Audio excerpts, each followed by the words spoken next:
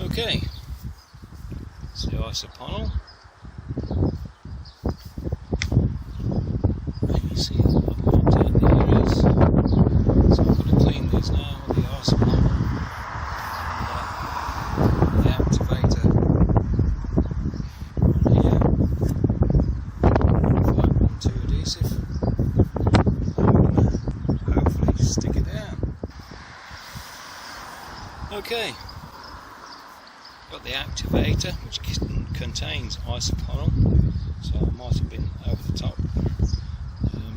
It says it is a skin irritant, so you can wear gloves if you want to. I'm just using a cloth. I'm going to apply it to the surface and apply it to the brackets, and then I'll put the adhesives on. Okay. 512 adhesive to the brackets and turn it over and put it in position. Hopefully it'll stay there.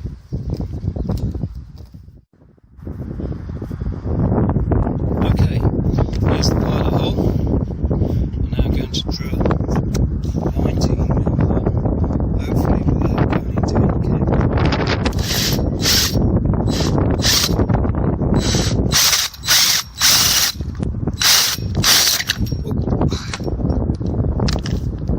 That done the job. Okay. Clean all these metal bits off. Got a rubber on it, hopefully. Okay. Drill the 19mm hole. I'll put the cable bracket on. Then I'll put the through the cables. So I'm now going to put the activator around the edge and sew it down with 512 adhesive, and then I'm going to place this brick on top to hold it down while it sets. Well, here we go. Put the brick on to hold it down at least 24 hours. Sit it out until tomorrow.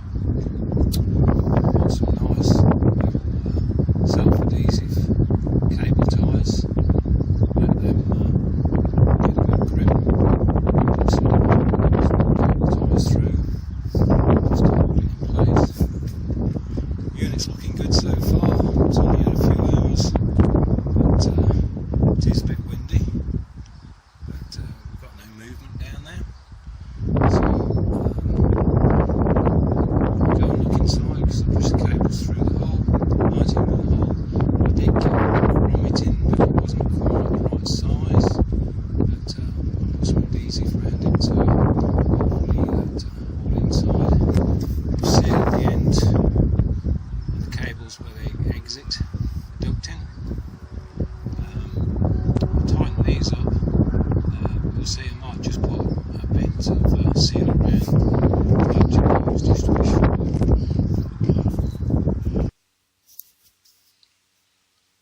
Right, cables coming through there. Terminate there, make a hole sort of there. Plenty of cable, so I'll add that to the underneath connections to the battery at the front, the vehicle battery, and the leisure battery. I'll cut the connectors off the ends of these cables, but I've got a packet anyway, so as we go along I'll probably connect up underneath to the batteries.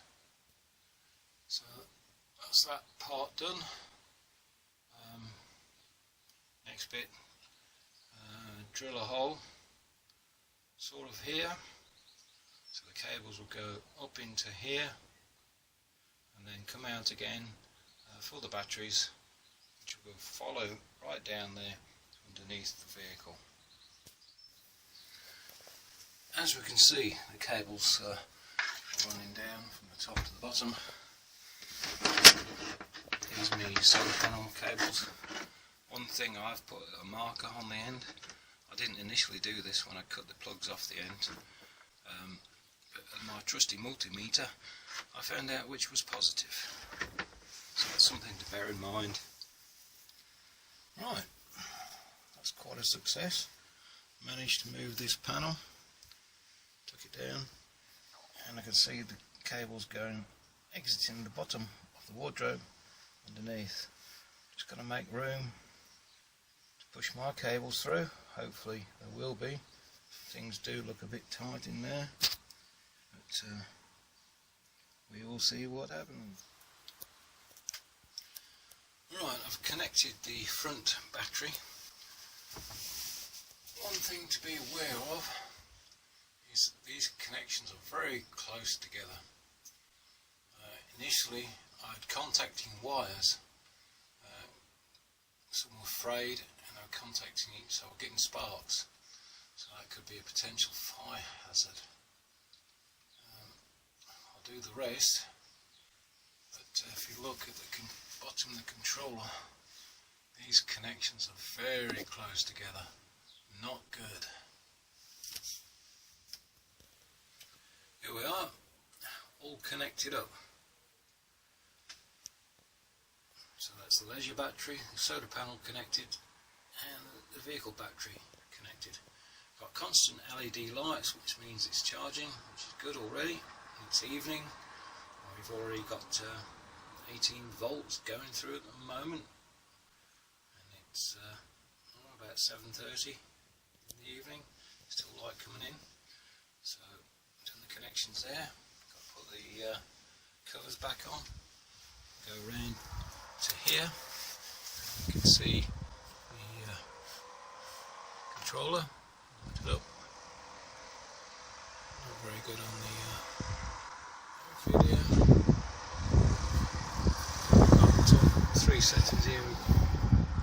Over here we've got the first battery, which is the vehicle battery.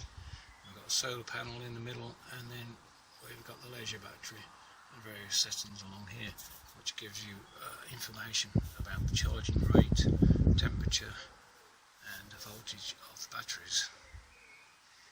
There we go. Now the back light's off, we can probably see a bit better. Just about. So, settings on here. There's a button on here which controls. You can set it to the flow of which battery. So at the moment I'll just set it to 80% vehicle battery and 20% leisure battery. If I was static while camping, it would probably be vice versa, 80 towards the leisure battery. Obviously we need to keep the vehicle battery topped up as well as. So looking good so far. I've had to put tape around the edges. I didn't want any sparks flying about. As I say, as you can see, all these connections are quite close together. They could be better separated on the charge controller. It will make a difference. So, as we can see, that's the finished product there. All fitted, nice and neat and tidy.